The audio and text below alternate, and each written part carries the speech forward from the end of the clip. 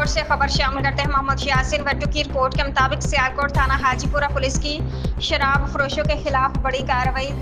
2416 बोतल वलायती 400 लीटर देसी शराब बरामद, मुलजिम गिरफ्तार। तफसीलात के मुताबिक डीपीएस सियालकोट फैसल शहजाद की क़यादत में सियालकोट पुलिस ने वज़ीर-ए-आला पंजाब मोहतरमा मरीम नवाज के विजन मंशियात और शराब से पाक पंजाब के तहत जिला से मंशियात और शराब के मुकम्मल खात्मे के लिए भरपूर क्रैकडाउन जारी कर रखा है। इस सिलसिले में TSP city circle Tariq Mahmood छुट्टी की ज़ेर निगरानी एसएचओ हाजीपुरा इंस्पेक्टर गाजी अब्दुल रज़ाक ने पुलिस टीम के हमरा कामयाब इंटेलिजेंस बेस्ड ऑपरेशन के दौरान बदनामी ज़माना रिकॉर्ड याफ्ता शराब फरोश मुलजिम अमजद इत्तफाक को गिरफ्तार करके इसके कब्जा से 2416 बोतल कीमती विलायती शराब और 400 लीटर 20 गैलन देसी शराब बरामद कर ली है। मुलजिम अमजद इत्तफाक शराब की खरीद और फरोख्त के घिनौने धंधे में मुलव्विस था,